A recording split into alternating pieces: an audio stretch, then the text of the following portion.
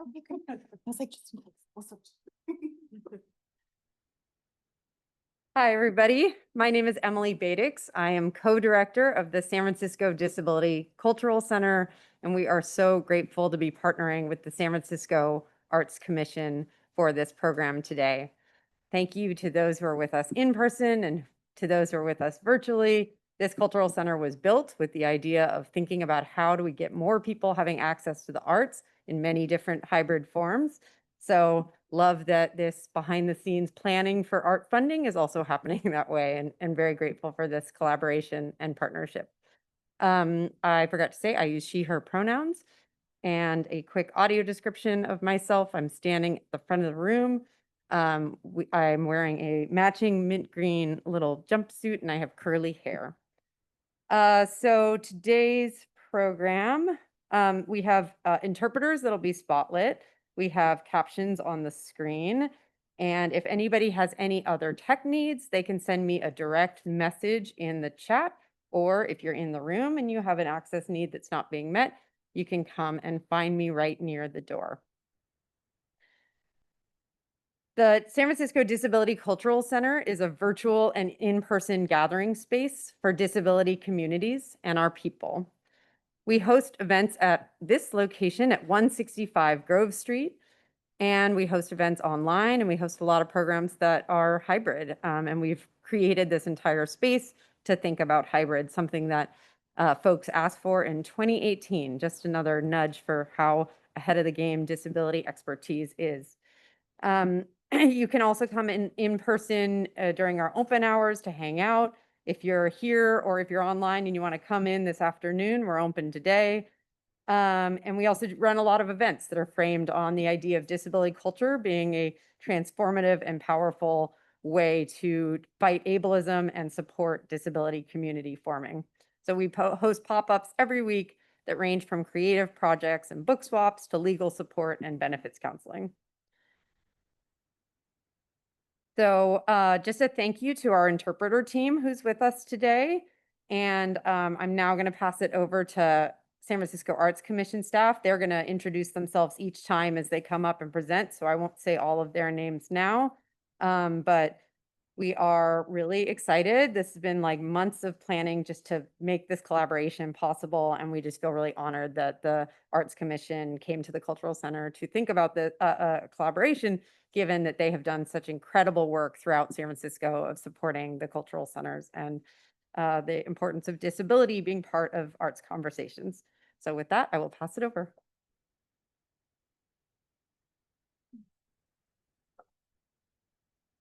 Thank you, Emily.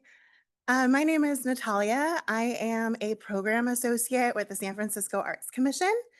I wanted to do a quick check. I saw there was a chat about the audio cutting out for our virtual attendees. I just wanted to see if the audio is fine or if you can hear us now before we get too far into things. Let us know in the chat. We are testing out a new podium mic so we can swap it if it's still cutting out. Okay, they're saying I can hear and it's fine. So Wonderful, thank you. I'll do a quick, my pronouns are she, her. A quick visual description. I'm wearing a black dress. I'm standing at the front of the room. I have dark brown hair pulled back and I'm wearing pink lipstick. All right, so little technical housekeeping for those that are joining us on Zoom and some in-person housekeeping really quickly. So the session is being recorded by the Disability Cultural Center's team. And the recording, along with this slide deck, will be available after the session. The slide deck will have some links to different resources. And if you go and get that slide deck, those links will be active for you once you kind of download that after we post it. If you're joining us virtually and you need to change your name or add your pronouns, you can click on the 3 dots on your video screen and change those. Closed captioning is available at the bottom of your Zoom screen.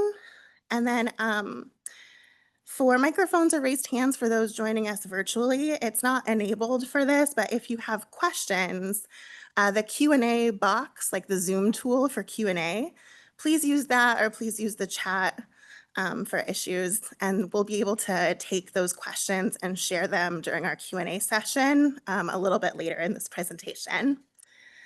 We'll also be doing in-person live questions. There's a lot of information today. I will just preface it and say we'll get into some details, but we'll try to do some broad strokes. Specific information will be available for questions a little bit afterwards. We also have like our contact email address for like future conversations that we can have. Let's see. Oh yeah, for those in person, we of course have the snacks and everything. Take some afterwards as well. Afterward, we have a table with different flyers for our grant opportunities. And then we also have like hard copies of our guidelines and also some FAQs. So you can kind of flip through those today. We have a few copies. If you need one, you can take one today. Otherwise, the link on the flyer will give you the digital version that you can pull up and reference because it's pretty hefty. All right. I think that's it for me, and I'm going to introduce our director, Denise Pate.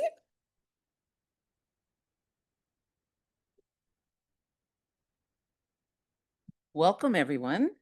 On behalf of the San Francisco Arts Commission, thank you for joining us today in person and virtually. My name is Denise Pate, and I'm the Director of Community Investments. I use she, her pronouns, and a physical description of myself. I'm an African-American woman, a middle-aged African-American woman with short curly hair and glasses with a burgundy sweater, black pants, and gold boots on. Yeah. Thank you for the shout out. All right. So we appreciate San Francisco Arts Commission's partnership with the San Francisco Disability Cultural Center on this program and everything Emily and her team have been doing to help to make this happen. We want to ensure that our opportunities, their grant opportunities and other resources are available to disability communities and everyone in San Francisco. So now I'm going to take a moment to read the land acknowledgement statement. It reads, the San Francisco Arts Commission acknowledges that we are on the unceded ancestral homeland of the Ramaytush Ohlone, who are original inhabitants of the San Francisco Peninsula. As indigenous stewards of this land and in accordance with their traditions, the Ramaytush Ohlone have never ceded, lost, nor forgotten their responsibilities as caretakers of this place, as well as for all peoples who reside in their traditional territory. As guests, we recognize that we benefit from living and working on their traditional homeland. We wish to pay our respects by acknowledging the ancestors, elders, and relatives of the Ramaytush community and by affirming their sovereign rights as First Peoples. As a department dedicated to promoting a diverse and equitable arts and culture environment in San Francisco, we are committed to supporting the traditional and contemporary evolution of the American Indian community. For the agenda today, we're going to just do, I'm going to just do a brief overview of what we're going to see today, what you're going to see in here. We're going to provide an overview of the Arts Commission, our advanced policy, and then take some time to review eligibility and requirements for our grant programs. We'll review current grants for artists and arts organizations, and then we'll provide tips on how to apply and answer questions. So now I'm going to pass it to San Francisco Arts Commission Senior Program Officer, Jonelle Molina. Thank you.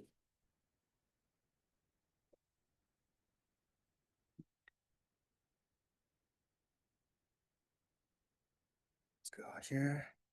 All right. Good afternoon, everyone. My name is Jonelle Molina, pronouns he, him. Description, I'm here at the front podium. Visual description is I'm second generation Filipino American wearing black rim glasses. I have a beard with gray speckles on it. And I also have this black short sleeve t-shirt that has a print that says arts for everybody. All right. And so we're going to be talking about the SFAC overview, right? And so this slide is an overview of the SFAC and the Community Investments Program.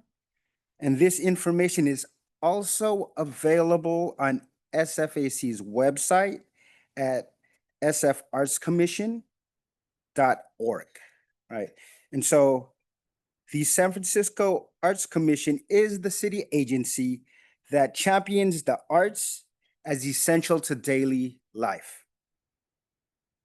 The agency was founded in 1932 by city charter, and we invest in a vibrant arts community, enliven the urban environment, and shape innovative cultural policy. Our grants program is one of our core functions and helps us actualize our mission, right? The Community Investments Program supports San Francisco artists, arts organizations, and communities with an equity lens through our grants, technical assistance, and capacity building, economic development, arts education initiatives, and community-based cultural centers. So if you take a look at this slide, it also lists our other programs that we have at the SF Arts Commission, which includes public art, civic art collection, civic design review, right? Art vendor program, and our SFAC galleries, right? These programs help us achieve our mission, and we're one of two primary agencies in the city that funds the arts along with grants for the arts. As part of the mayor's FY or fiscal year 2025-2026 budget, the city will bring together 3 city teams that serve the incredible arts and cultural institutions, film and media industry, and creative professionals of San Francisco. The Arts Commission, Grants for the Arts, and Film Commission will be working together to unite our work. Okay. This next slide is our racial equity statement. SFAC is the first agency in the city to approve a racial equity statement and also has a racial equity plan. This racial equity statement you see on the slide is a guiding principle for all the work that we do.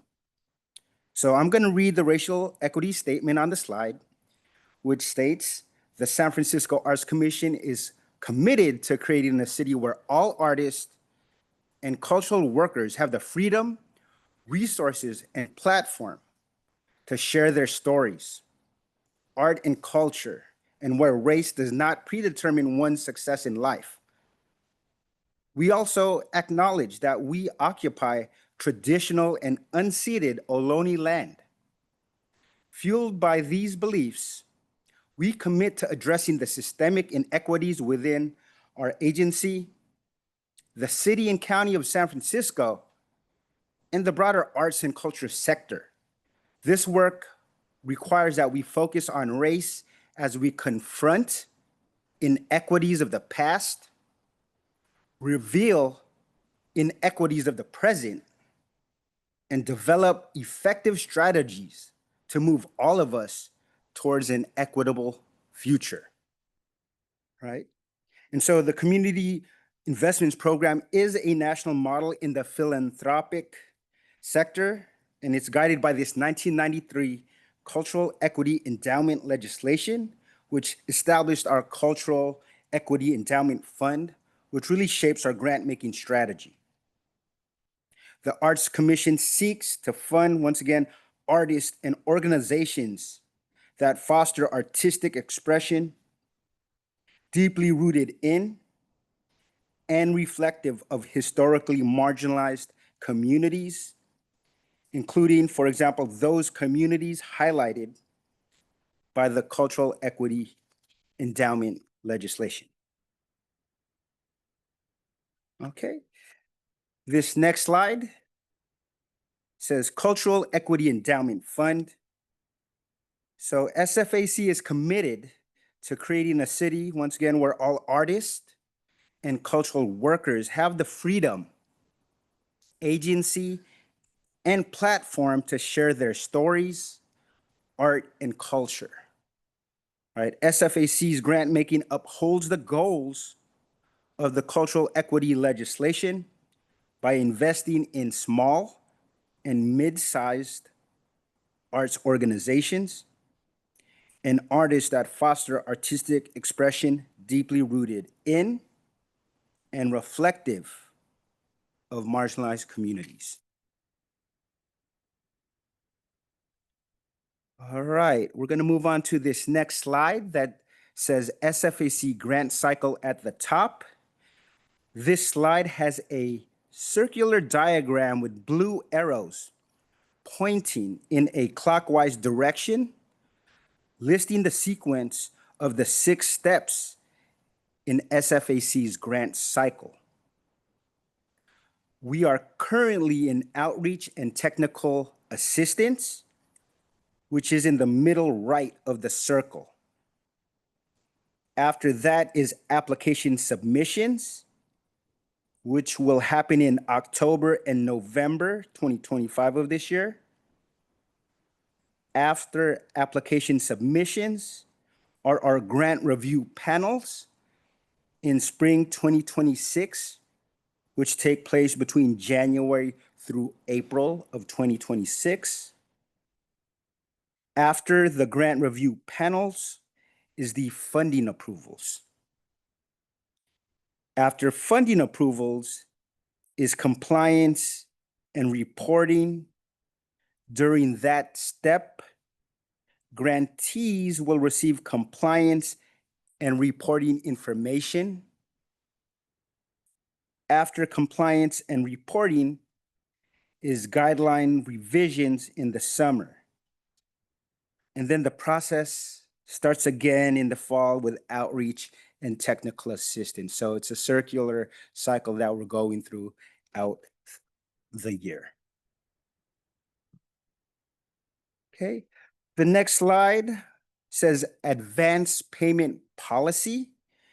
And we're gonna share some important information about SFAC's advance payment policy, the information about this policy, the policy frequently asked questions or facts, the link to the advance payment policy webinar recording we presented on September 9th, 2025, and the webinar slides are available on the SFAC's grants landing page at sfartscommission.org/grants. All right, in this continued slide of advance payment policy, I'm going to highlight important new payment policy information starting in July 2026, once again for advance payment policy. The changes to the Arts Commission's advance payment policy started with the passage of an ordinance by the Board of Supervisors that issued new policies to monitor nonprofit contractors. The new advance payment policy and quarterly reporting and reimbursement process is in the FY 25-26 guidelines. The new advance payment and reimbursement policy will apply to all grants made for fiscal year 26 through 27. So for all grants with a July 1st, 2026 or later start date. SFAC grantees with existing active grants will continue to be paid as outlined in the grant agreement in the appendix section titled Disbursement Schedule.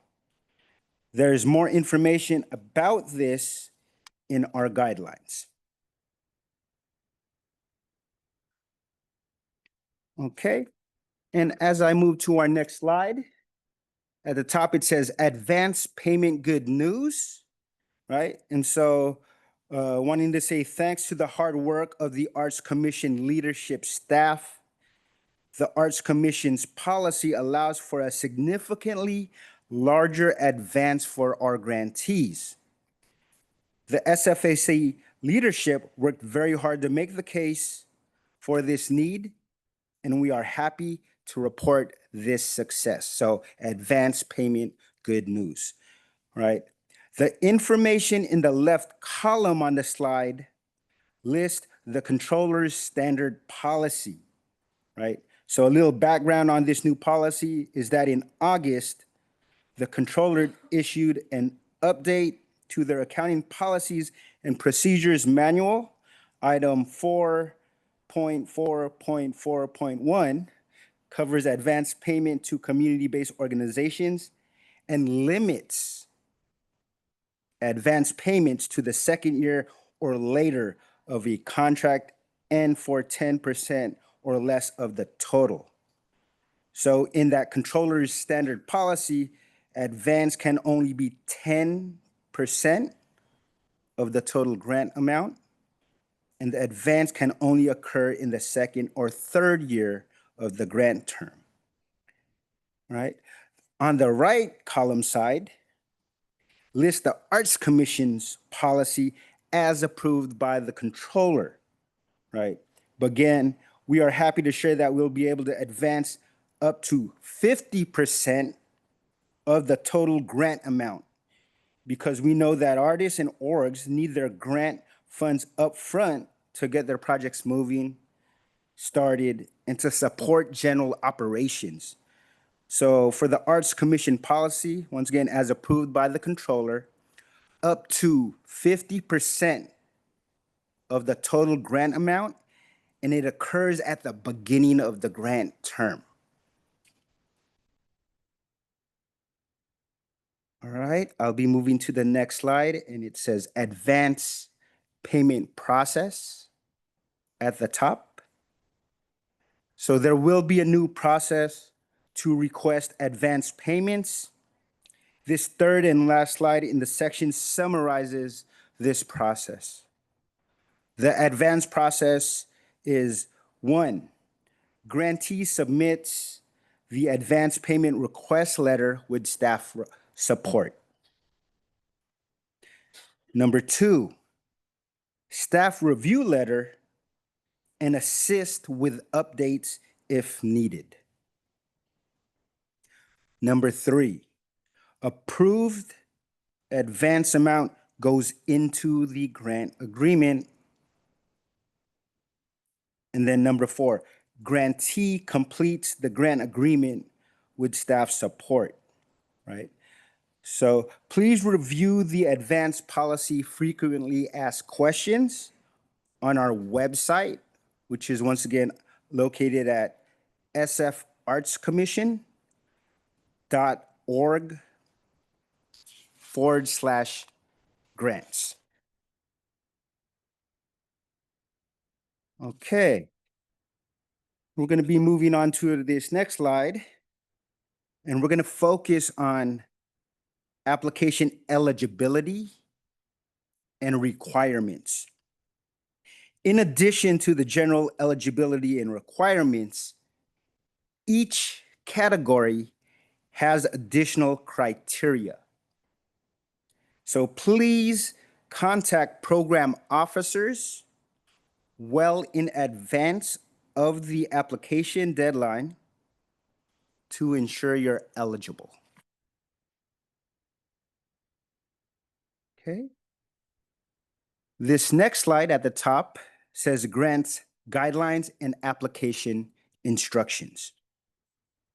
This slide lists some important reminders about SFAC's fiscal year 2025-2026 grant guidelines and application instruction files to make an American with Disabilities Act or ADA request related to SFAC's FY26 grant guidelines or application process.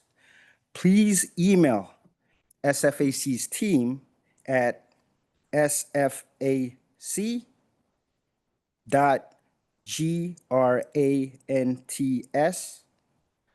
the @ sfgov.org. So that will be sfac.grants@sfgov.org, and notify them at least 2 weeks before the application deadline to ensure enough time to appropriately accommodate your request. Starting in 2024, the SFAC significantly changed how our guidelines and instructions are designed. As always, the grant guidelines and instructions work in tandem with each other, so applicants should start with reading and reviewing the guidelines, and then utilize the instructions to help navigate the application process in the grants portal. Guidelines are now one single document with universal eligibility, policy, terms, and conditions explained in the first section. Grant categories will provide category-specific information only. They will not repeat the universal terms, policy, etc. The website will link to the PDF, which also has hot links to help navigate the document. We have included a time to submit formal questions that will be posted at the end of the guidelines. The deadline to submit questions is by 5 p.m. Pacific Standard Time, Thursday, October 9th. Formal responses will be posted Friday, October 10th. You can submit by emailing sfac.grants,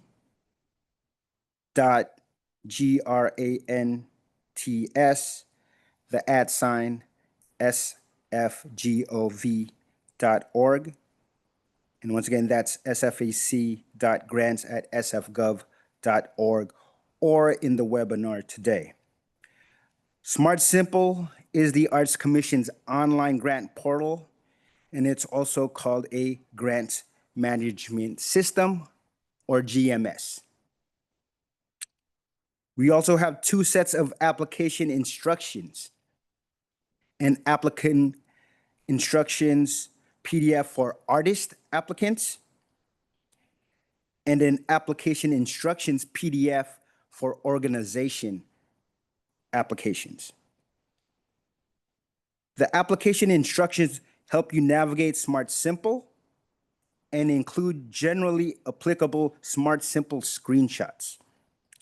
There may be small differences depending on which grant application you're working on, but the instructions should still be able to help you navigate throughout.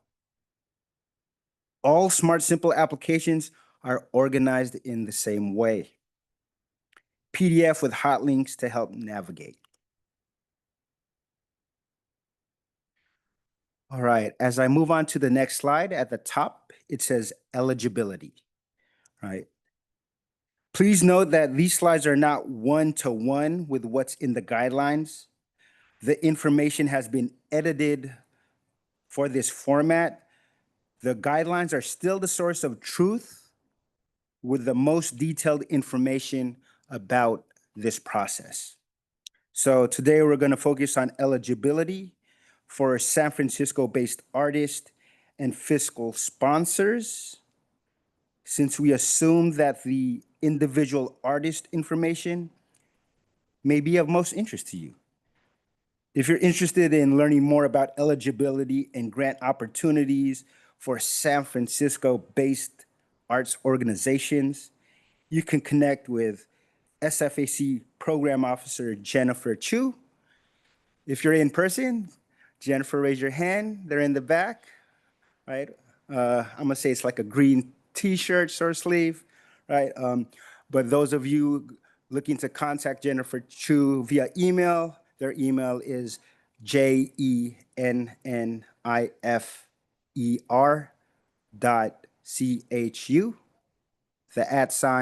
@sfgov.org. So jennifer.chu@sfgov.org. Okay. All right. Did it log out? Right, got to get back to it. Okay, let's.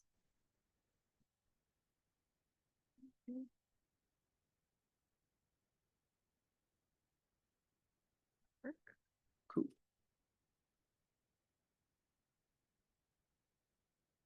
All right. Is it your turn? No. One moment, technical updates we're going through.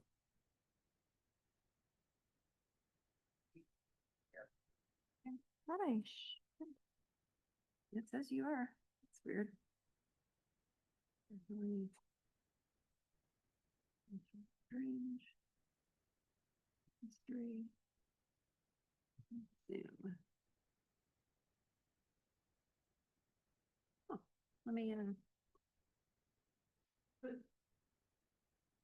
While we're waiting, if you do have questions online, use the Q&A.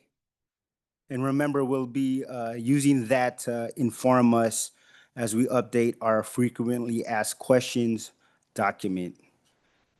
If you are in person, think of questions you may have if you want to connect with Jennifer, myself, or Natalia in person. All right, thank you. Thank you for being patient and getting us through this. So you can't apply in any category with a current open grant. This means grantees with current open arts impact endowment grants are not eligible to apply for that category. So once again, if you have a current arts impact endowment grant, you cannot apply for that current category. All applicants must be based or live in San Francisco. This includes artists, nonprofit organizations, fiscally sponsored artists and organizations, and fiscally sponsored organizations. Unhoused or housing insecure artists, please email sfac.grants, the @sfgov.org. That once again is sfac.grants@sfgov.org for support with eligibility.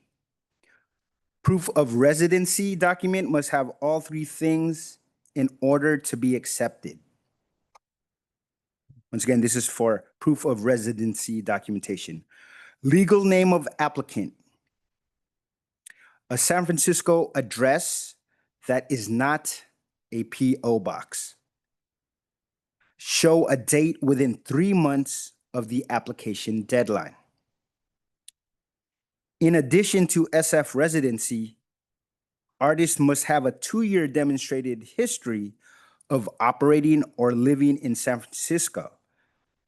The applications ask you to demonstrate this by providing a 150-word summary of your San Francisco-based activities over the last 2 years as part of the required uploads. Artists must demonstrate that they are deeply rooted historically in marginalized communities listed in the Cultural Equity Endowment legislation. All grants are reviewed through a racial equity lens. Project activities must take place during the grant term and cannot begin before the grant start date on July 1st, 2026. Grant terms vary and can be found in the category-specific sections. Meeting the requirements to receive payments means registering with the city's supplier system and becoming compliant with business tax and 12B.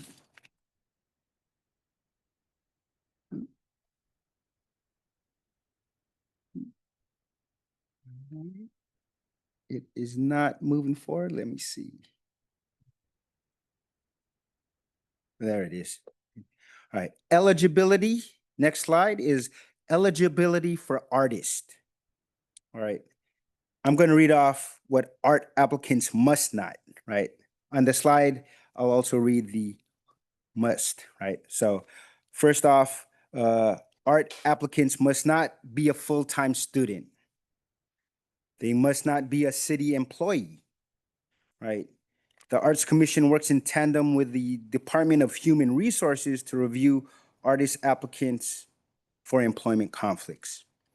Per city accounting rules, applicants recommended for funding who accept employment with the city and county of San Francisco will have their grant terminated and will not be paid any additional funds and may also have to return accepted funds.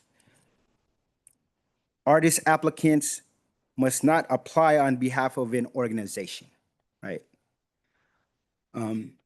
I will read a couple of the applicants must, right? You must be at least 18 years old, right? Have a fiscal sponsor if you're working with minors, right, under 18 years old, if you're working with seniors over 65 years old, or if you're working with people with disabilities, right, including the applicant's family members, right, or if you're a former employee of the city and county, including the San Francisco Unified School District and San Francisco City College, you must have a fiscal sponsor as an artist. Artist applicants may be sole proprietors or single member LLCs with a budget cap of $500,000. All right, this next slide says eligibility at the top for organizations, right? Organizations must be in good standing and remain in good standing for the duration of the grant, must have a budget cap of $2 million. Organizations that exceed $2 million, so budget cap should be no more than $2 million. Organizations that exceed $2 million due to regranting must verify pass-through funds at the time of application. This mostly applies to fiscal sponsors. Organizations must provide a 990 or 990-N with a profit and loss and balance sheet. Arts and cultural programming must be a core part of the organization's main mission/mission statement. Organization applicants must not be a 501c3 private foundation filing a 990 PF or be a for-profit entity. So LLCs with a budget cap of $500,000 and sole proprietorships may apply with a fiscal sponsor. All right. Organization applications must not be a part of another city agency or department. This includes cultural centers. And organization applicants must not be a community benefit district. All right, on this next slide, thanks for hanging with me. At the top, it says when to use a fiscal sponsor, right? And so I'll highlight two items here on the second bullet point, right? A fiscal sponsor can provide critical fiscal support for grant funds and or required insurance. This may be a consideration for you as you're considering SFAC's grant opportunities, given our advance payment policy and how this will impact budgeting of your proposed project and how you will pay for those activities. If your SFAC application is recommended for funding, one of the benefits of working with a fiscal sponsor is that they provide the funds you will need to cover your initial project expenses and can help you determine a grant reimbursement request schedule that factors in any income-connected benefits you may be receiving.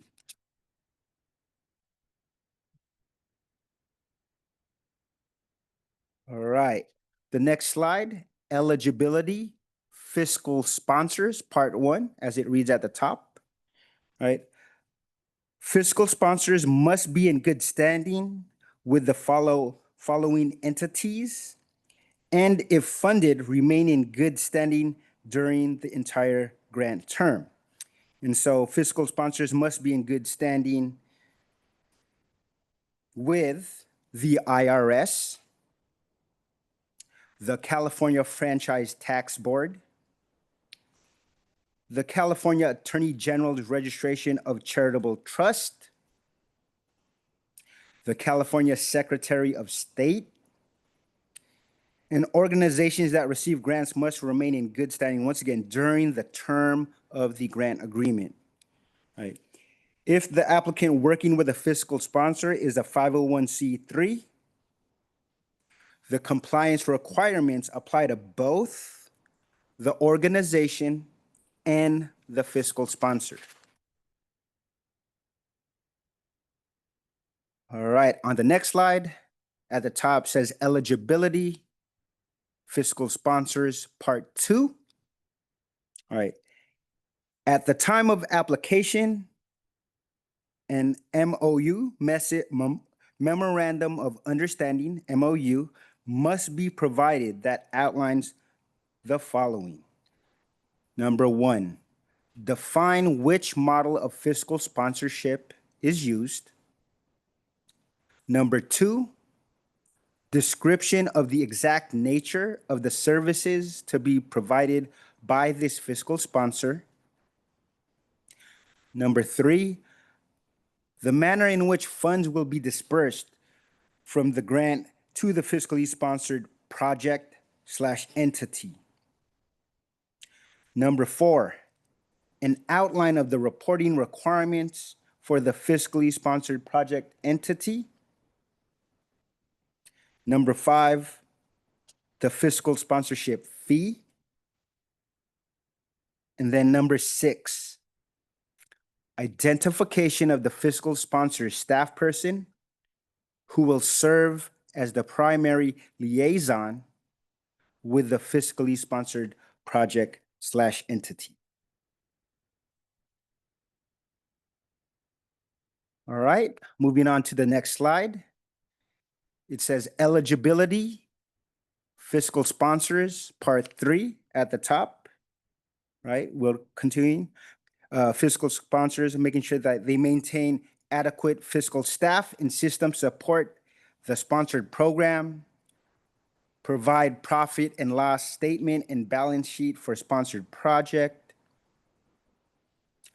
hold operating reserves sufficient to support the sponsored program, work with the subgrantee to complete and submit financial documentation of the disbursement of funds with the quarterly and final reports, pay all funds to the subgrantee in advance of the final disbursement of the grant, and fiscally sponsored projects may include LLCs with a $500,000 budget cap and sole proprietorships. All right, as I move on to the next slide, at the top it says eligibility, fiscal sponsors, part 4. And this is fiscal sponsors must not, right? So fiscal sponsors must not be fiscally sponsored themselves, be engaged retroactively, changed, removed, or added after a grant application is submitted or approved for funding. Sponsor a for-profit entity or project. Act as a fiscal sponsor for employees, artists, or board members contracted by that organization. A third-party fiscal sponsor is required.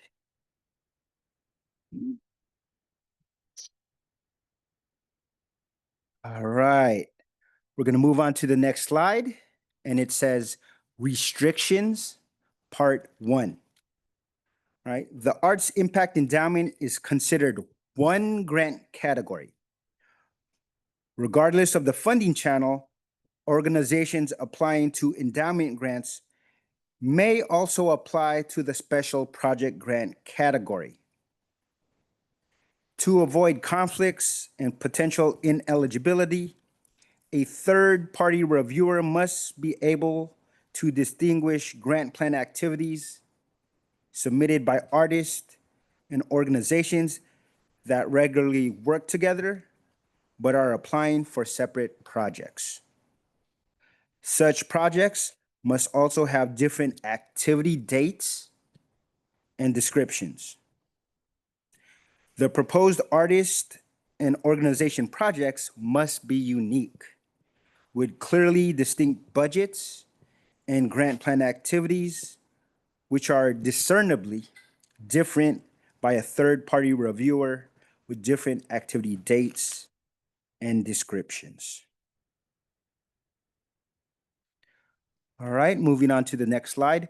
Restrictions dash part 2 is at the top. This is the second of the 2 slides that summarize the application restrictions, right? New is there's no regranting.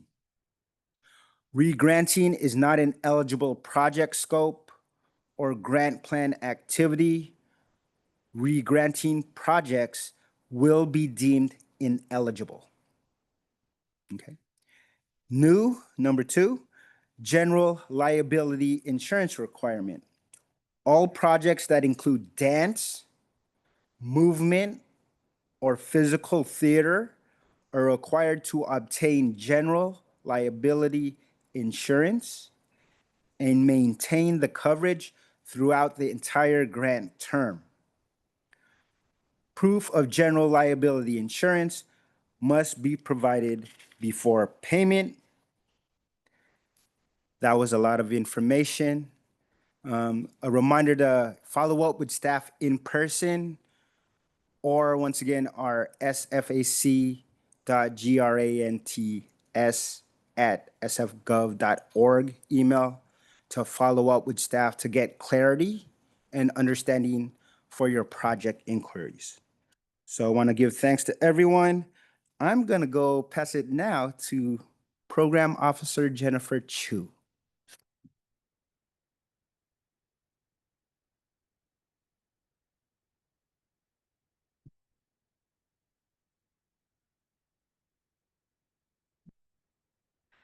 Thanks, Janelle, and thanks everybody for joining us today. So my name is Jennifer Chu. I am a program officer with the San Francisco Arts Commission's Community Investments team. My pronouns are she, her, and my physical description is that I am a Chinese American woman in my early 40s with shoulder length black hair that is pulled back. I'm wearing a short sleeve green top with white polka dots and navy slacks. And I will start by saying that we realize that this is a lot of content. The slides are fully accessible and will be available on SFAC's grant information sessions webpage that is linked to our grants landing page, sfartscommission.org/grants. When you go to that page, on the left side of the webpage is a links menu that has the grant info sessions page listed. So some of this content you might have to access and check after today's presentation, because we know it's a lot. And you can also, as mentioned by Jonelle and other staff, you can email our team at sfac.grants@sfgov.org for more information. All right, so this slide, I'm gonna go to it. It lists eligible expenses. So eligible SFAC grant supported expenses include artistic and technical, technical, artistic and technical, including lodging for artists, direct personnel, professional services, administrative costs, including travel in San Francisco, facility and maintenance. But please note that labor costs are not an eligible expense. Okay. The next slide is ineligible expenses. And this slide lists expenses that cannot be paid for using SFAC grant expenses. They include travel outside of San Francisco, fundraising activity. Please note that development staff is allowed as a direct personnel cost. Costs or expenses prohibited under the terms and conditions of any federal or state grant supplying all or any portion of the grant funds, penalties, late charges, or interest on any late payments, no capital project labor costs. All right. So on this next slide, I'm going to actually do my best to give a short and concise description of the photo that is on the left side. The image on the slide features two women in bright floor-length outfits standing on a stage with musical equipment set up behind them. And it is from one of SFAC's previous grantees, African Arts Academy. So, additional information. All applications must be submitted through SFAC's Smart Simple Grant Portal. And you can find the Smart Simple Grant Portal link on SFAC's grants landing page. Once you submit the grant application, if you need to reopen it, requests can be submitted to sfac.grants@sfgov.org before the deadline. You can find the grant appeals procedure in our grant guidelines, as well as a glossary of terms, information about the ADA accessibility requests, and other helpful information to guide you through this process. Okay.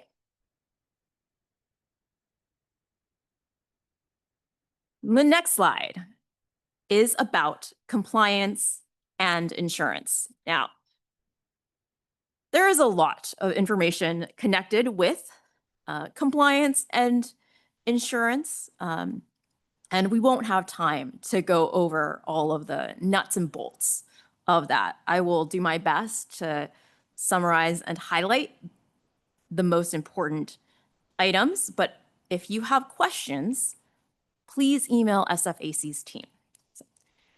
If your application is funded, which I hope it is, this slide provides a brief overview of some of the compliance and insurance requirements so you know what to expect.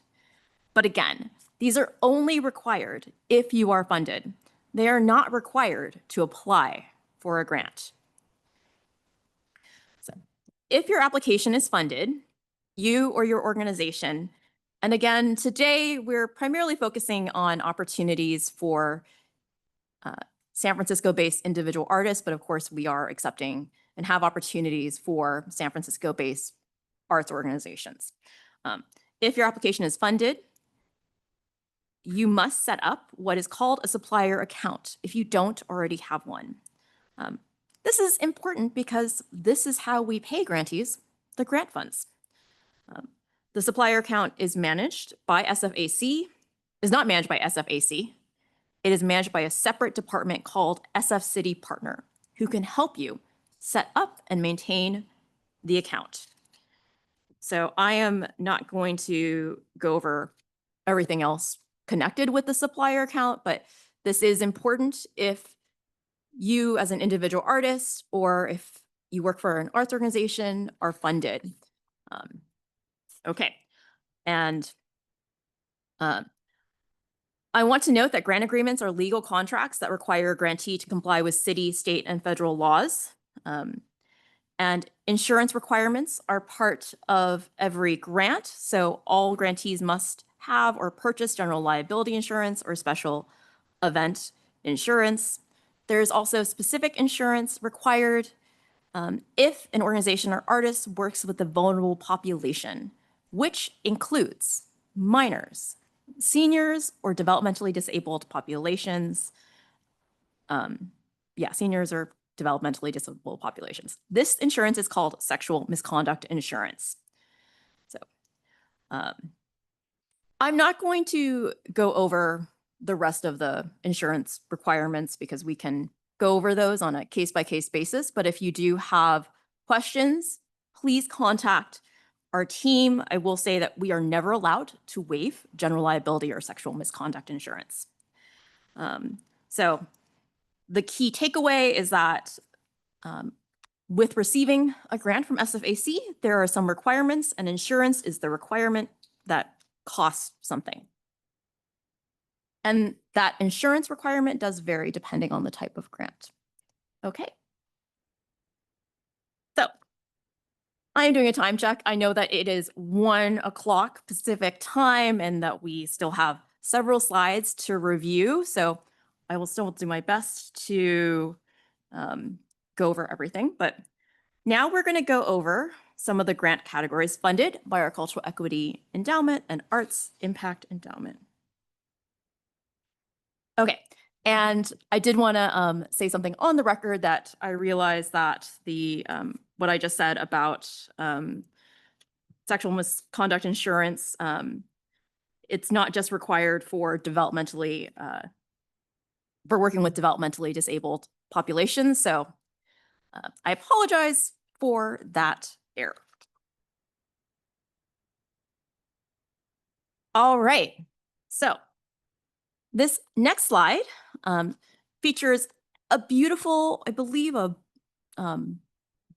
quilt or an image of a quilt from San Francisco artist grantee William Rhodes on the left. And this slide is about the Arts Impact Endowment grant category. And this grant category is available to San Francisco-based individual artists and San Francisco-based arts organizations. I'm going to summarize some of the key points about this category. Arts Impact Endowment, or as we sometimes refer to it, AIE, supports 3 broad funding channels connected to the single theme of keeping artists in San Francisco. Those 3 funding channels are 1, general support, ongoing work, 2, general support 2, growth and planning, and 3, project support. Applicants must select one funding area for their proposed project. The eligible grant request amounts are up to $50,000 for SF-based artists and between $50,000 and $100,000 for SF-based arts organizations. The category uses a racial equity and social justice lens for all program designs, public benefit accessible to San Francisco communities. And the grant term for Arts Impact Endowment grants is July 1st, 2026 to July 31st, 2028, which is 25 months. The applications are due on Thursday, November 13th, 2025 at 12 p.m. noon. Please make note, it's 12 p.m. noon, not midnight. Okay. And I will say that the SFAC program officer, Jen Atwood, who is the contact for individual artists interested in applying to AIE, is joining us today. They aren't presenting in person, but they are joining via Zoom. So if there are any questions regarding AIE for individual artists, you can let Jen know by submitting a question in the Q&A, or for those here in person can ask, and we will ask Jen to answer during the Q&A. Okay. All right, So next up is the Artistic Legacy Grant. This category, which we also refer to as ALG, acknowledges the impact of an artist who has been living and practicing their craft in San Francisco for the last 25 consecutive years or more. This category aims to uplift and celebrate an artist who has contributed to San Francisco's diverse arts and culture ecosystem. And I want to point out that the image of this on the slide of a single individual wearing a short sleeve white top and holding a berimbau instrument is of 2025 Artistic Legacy Grant recipient, Mesra Sagaha. So ALG, Artistic Legacy Grant, is an individual artist category. Applicants do not need to be associated with an arts organization to be eligible. Artist applicants need to decide if they are applying to this category or the Arts Impact Endowment Grant category, as they cannot apply to both. So please note that. I'm not going to go over what eligible funds can be or expenses can be paid for using the ALG funds because that is in the guidelines. But I will say that the grant award is up to $100,000 to one individual artist. The grant window is July 1st, 2026 to July 31st, 2028, 25 months. And applications are due Wednesday, October 22nd, 2025 at 12 p.m. noon, not midnight. Current ALG grantees and previous ALG grant recipients are not eligible. And I, Jennifer Chu, am the contact for this category. So if you are an SF-based individual artist who meets the eligibility criteria and have questions, you can please let me know. You can contact me. Okay. And now, thank you all so much for bearing with me for that information. Now I'm going to pass it back to SFAC's wonderful program associate, Natalia Perez. Thank you.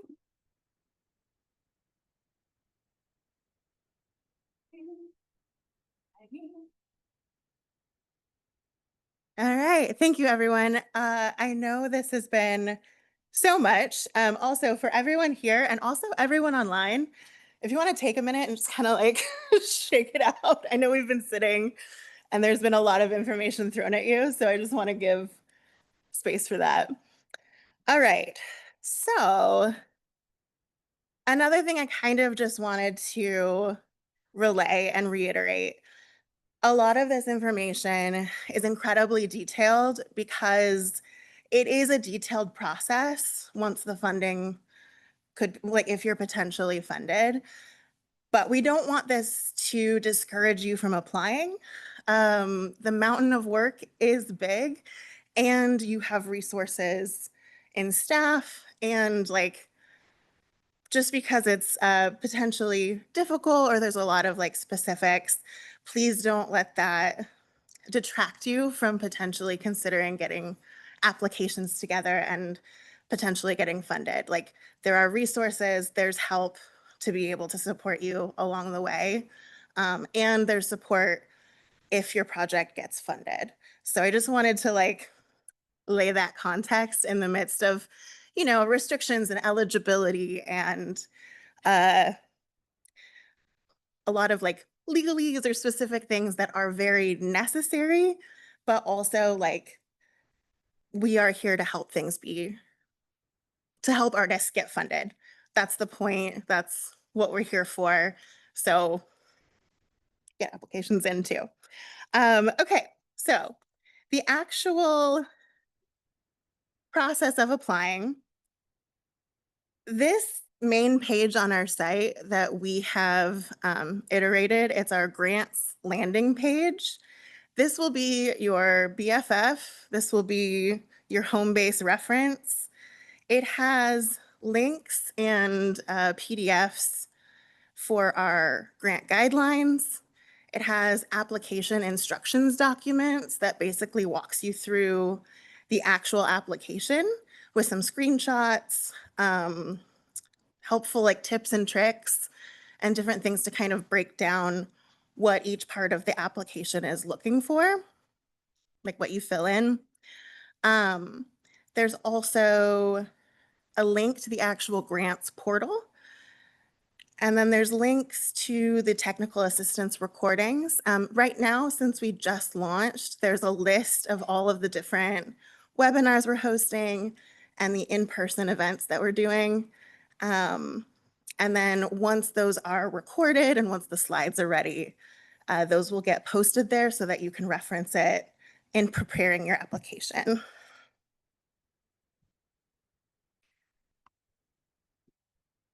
Okay, so this slide has a chart of all of the technical assistance that we have coming up.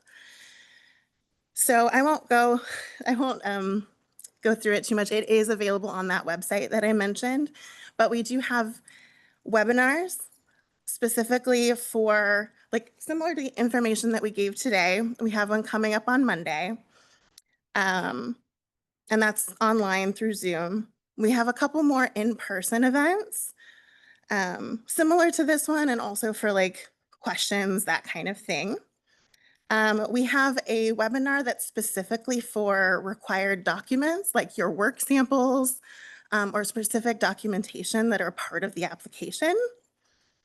And then we'll have a Q&A, like a questions and answers, so that we can go through some of the frequently asked questions, and then the attendees can bring the questions that they have after going through the guidelines, after starting their applications, different things that have come up. And then we do have a recording of all of the fiscal sponsor information if anybody is thinking about working with a fiscal sponsor, or knows somebody who might need that information.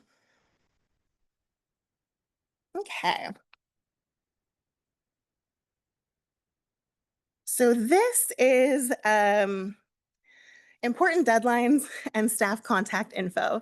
Again, you have resources in our staff to be able to kind of answer some general information. And there also are options of one-on-one sessions that can be booked with our program officers.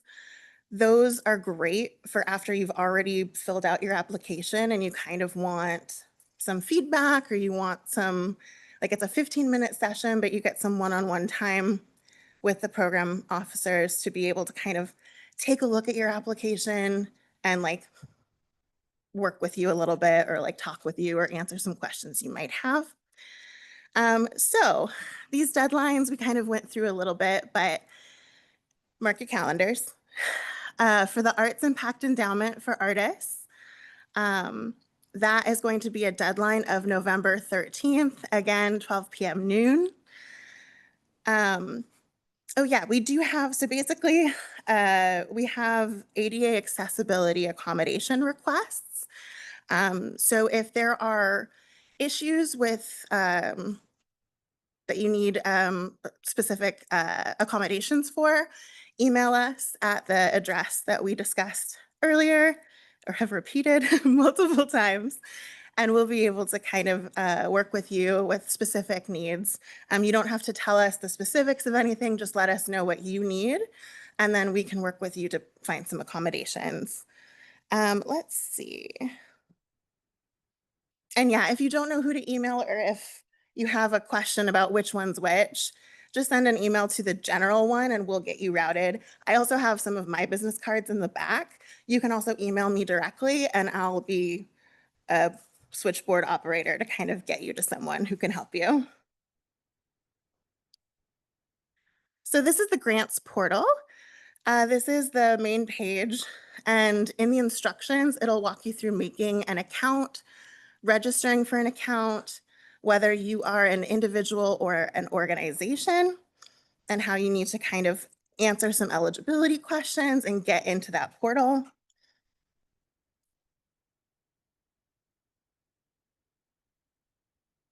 And then some tips. So the guidelines are a big document. You can already kind of tell from what we've talked about today, there's a lot of dry jargon to go through, but please, read through that or work with somebody to be able to kind of go through that information. And pay attention specifically for the sections about scoring criteria. For each section that will get scored in your application, there's extensive information about what that question is looking for and how much it's going to impact your overall score for your application.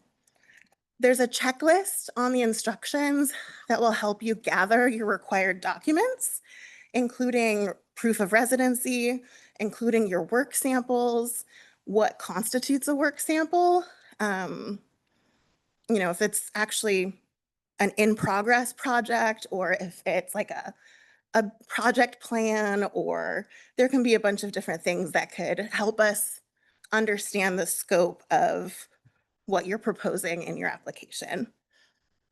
And then you'll also need to submit a budget. We have a template in the guidelines to kind of help you. So you'll need to research some costs. You'll need to take a look at like how much you're going to pay yourself and factor that into your budget as well. And then the one-on-one I mentioned, once you have all of that information and you've like understood the guidelines and the application itself, being able to then take that to a program officer for a session and just be like, does this make sense? Am I on the right track? Does this match a funding category? Am I in the right realm of things?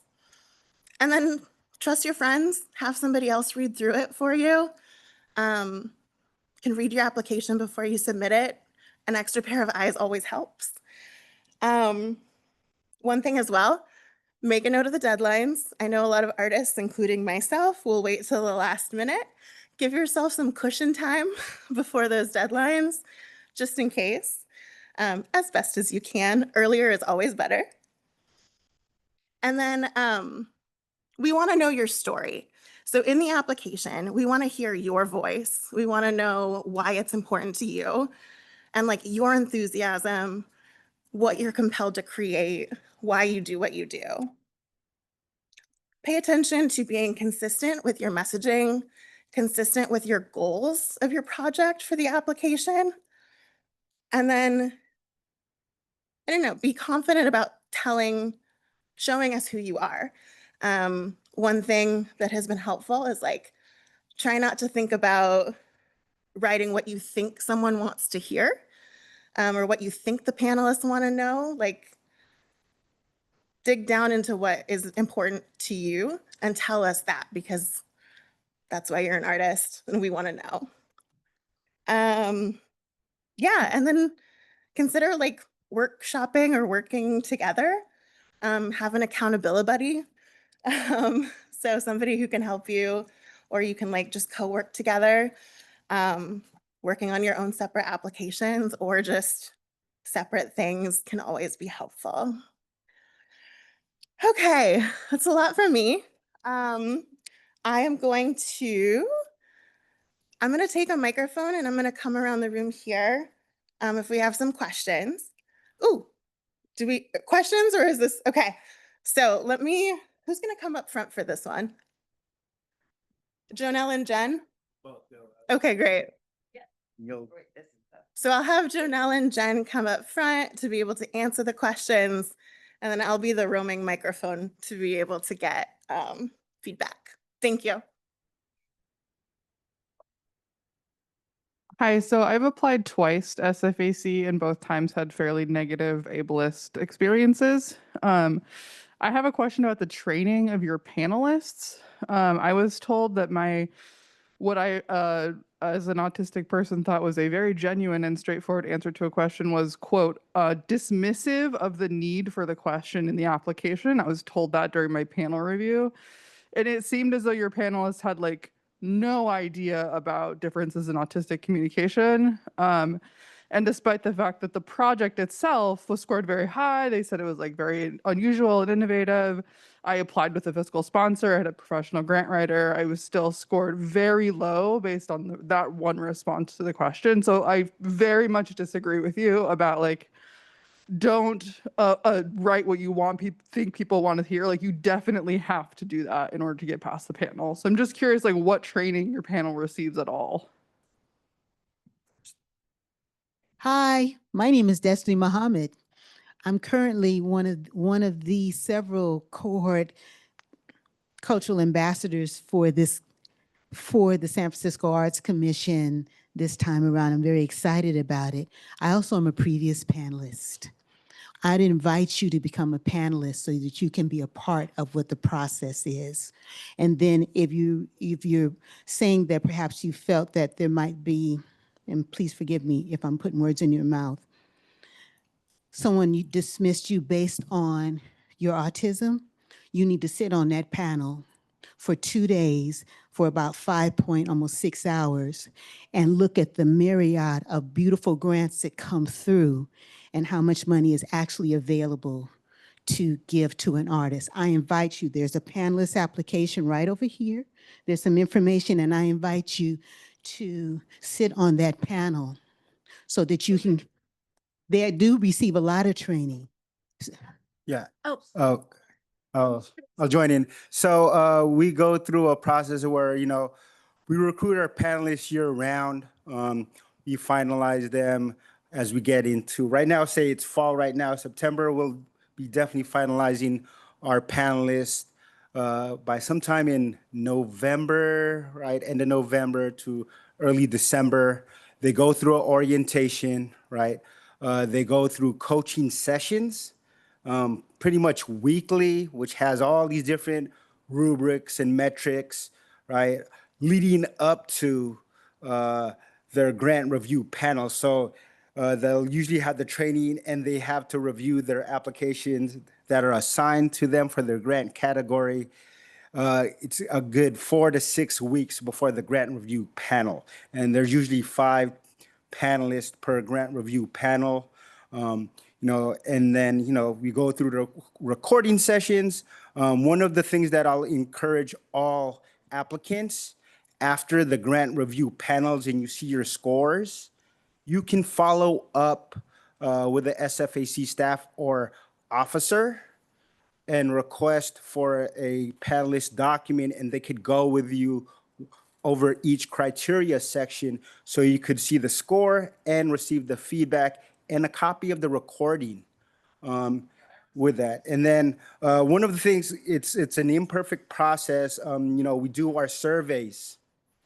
And as much as folks don't like taking surveys as much, it's very time consuming. Surveys inform us with data of what applicants and panelists as well see from their end. And so we get all that feedback, and that's a point of emphasis this cycle in our panels is we are updating our coaching process for the panelists to be more in-depth, be more open and critical in their process so it's more streamlined and consistent across our grant categories and panels.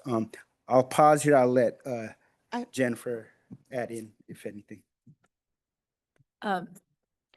Yeah, this is Jennifer, and I'm sorry that you had that experience, and I do want to second Jonelle's recommendation that if you haven't already, please consider following up with the SFAC staffer who is managing the grant category that you applied to for an individual feedback conversation. And again, as Jonelle mentioned, we know that this process is imperfect. We're constantly trying to refine and hone it and improve it. And we do take this to heart. But we also ask that you connect with SFAC staff for more feedback and share your feedback with us. I mean, if you don't know who to contact, please email sfac.grants@sfgov.org. Okay, thank you for that great feedback. I also just wanted to say thank you for correcting me about our intention of wanting to hear from people and their personal experience, and then your actual experience of how it felt and how it went. Thank you for telling me that didn't match with what you experienced. And I even used a professional grant writer for help. Like, you guys definitely want us all to speak a very specific way. Thank you. All right, another question? Yeah, and I will also say that I know I want to acknowledge SFAC Program Officer Jen Atwood, who has been answering questions submitted via the Zoom Q&A function. So thank you, Jen, because we won't have time to answer all questions, but please contact SFAC staff following today, and we will get back to you. Okay? Yes, Natalia? Hello. Thank you for reaching out. But I'm just a little confused because this is probably a misunderstanding. I come in and try to grab some paper, and I was told that this is for other people. You have leftover, you'll get one. So, but anyway. Want to know? I read online. There's a question about related to what she just said about transparency of how these grants are funded. So I would like to know more because I talked to someone who applied, and that was one question. And now I'm nervous, not nervous, but I'm saying, should I even try if I don't know how to do it professionally? Thank you. And thanks for again coming here. Okay. This is Jennifer. First of all, I want to say at the outset, we did not print enough copies of the FY 25-26 grant guidelines file and all of the accompanying materials and instructions. So I apologize. I think my intent earlier was that copy that was on the table was for reference, but I think we did give it to you. So, but that is feedback. Then in the future, when we're at in-person sessions, we will print copies of all of those materials. That was an oversight on my part. So yes, it's a lot of paper, but these are also all available on SFAC's grants landing page, available at sfartscommission.org/grants. And I'm going to pass it to Jonelle for the second part of your wonderful question. Thank you.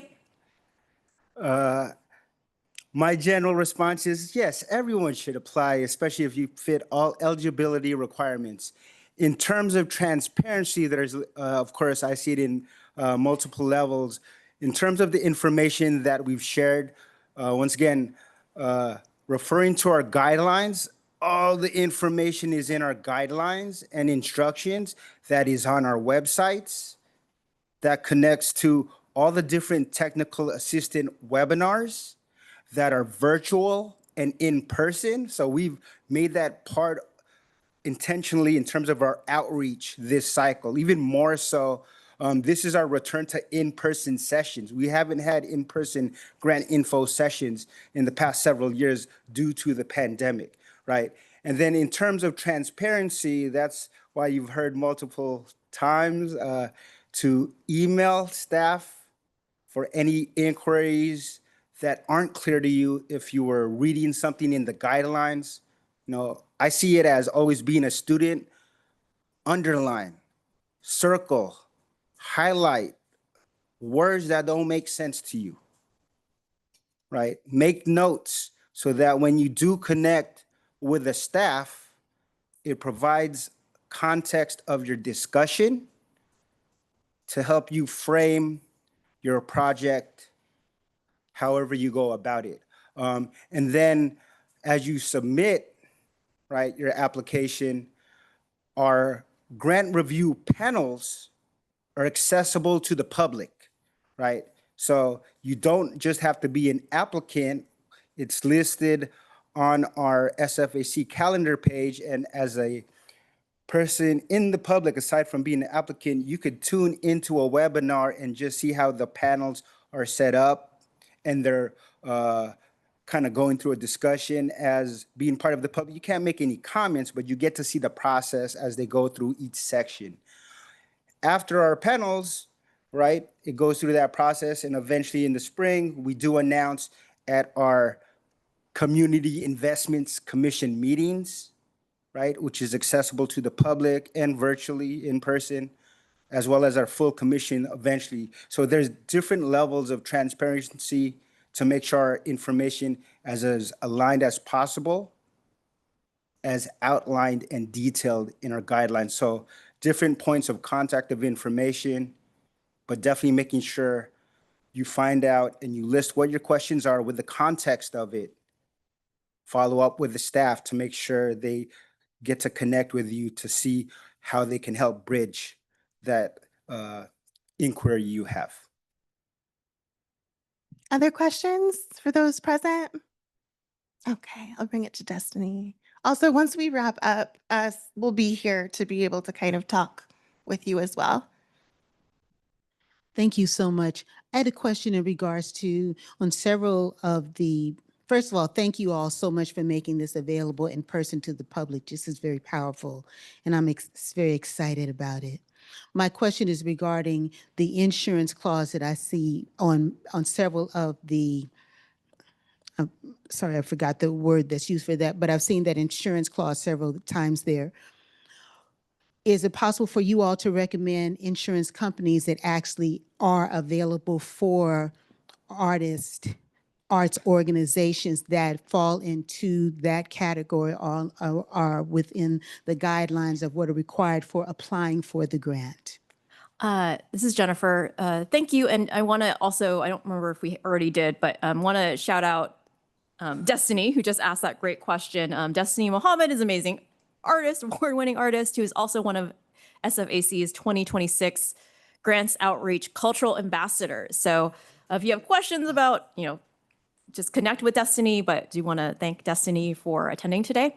I believe, and if I am wrong, I will be corrected by fellow staff, but I don't think that SFAC can technically recommend any insurance providers or companies for artists or for grantees, both artists and organizations to work with. There are resources available. One idea you could try is asking fellow artists or arts organizations the insurance providers they use. If you're working with the fiscal sponsor, I believe the fiscal sponsor would get that insurance. But if there are any questions about insurance requirements, if you are funded, we also have a wonderful senior compliance officer, Molly Behrens, who oversees all insurance and compliance questions and everything compliance related, who can answer those questions and clarify anything. But Jonelle, anything I missed? Yeah, no, just confirm, yeah, we don't recommend it. Sorry, just to pop in here, I got a message from our team that's watching virtually. They said that we can provide a list of insurance resources. It might be limited. There might be some limited involvement we can kind of technically do, but it looks like we can start with that resource. Yeah. Can you explain why disabled artists working with our own community are required to use a fiscal sponsor and pay the fiscal sponsorship fee, which reduces the grant by 10 to 12% for disabled community members, but non-disabled people are not required to do that? I don't understand the decision-making there. So like I'm a disabled artist. If I want to work with my own community, I am required to use a fiscal sponsor. Using a fiscal sponsor reduces the grant amount for the artist by 10 to 12% to pay the fiscal sponsorship fee. Okay. And then, but if you're not a disabled artist and you want to work with your own community, then you don't have to do that. I'm just confused why that is. Sure. Some of this is working with the city of San Francisco, that under the city of San Francisco's compliance definition, disabled communities are considered vulnerable populations, just like children and senior citizens. They're all lumped together as vulnerable populations, and therefore you have to get sexual molestation and abuse insurance. It's just part of the working with the city of San Francisco. So when sexual misconduct insurance is required by everyone? No, I'm sorry. Oh, no, sorry. only if you're working with senior citizens, disabled communities, and children. Okay, so that's part of the fiscal sponsorship. Right. But the city makes the artist pay that. They don't cover that as part of like, No, they don't. okay. I guess I don't understand why that is. It essentially makes disabled artists get less grant money. It does. And also it does, one of the things is that you can put that in your budget as part of your grant. Because it's part of the cost of doing business with the city. I just have to say that, doing business with the city. It's the nature of doing business with the city.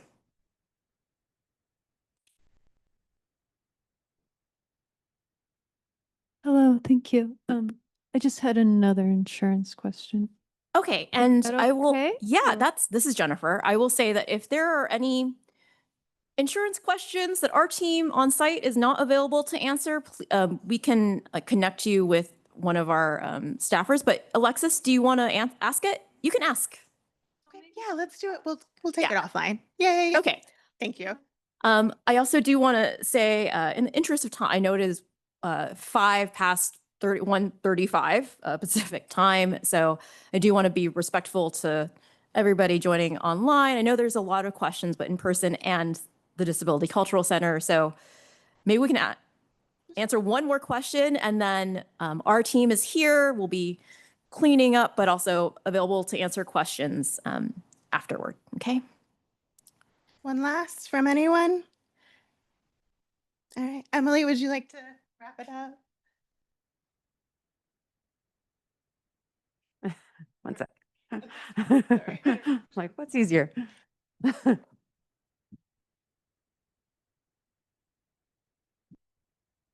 Thank you all. I saw such interesting dialogue happening in the Q&A and also some of the questions Em was raising.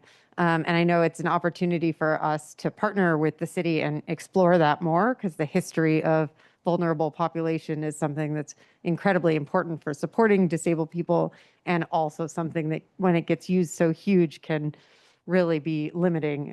So I'm really intrigued to follow up and explore that more. I'm so grateful to all of you. I wish you the best of luck as you all pursue these funds. And just am so grateful to have seen such a full house, both virtually and in person, because we need more arts and culture right now more than ever. You hear that a lot, and I believe it so strongly too. Thank you all so much for having us. Thanks everyone for being with us today.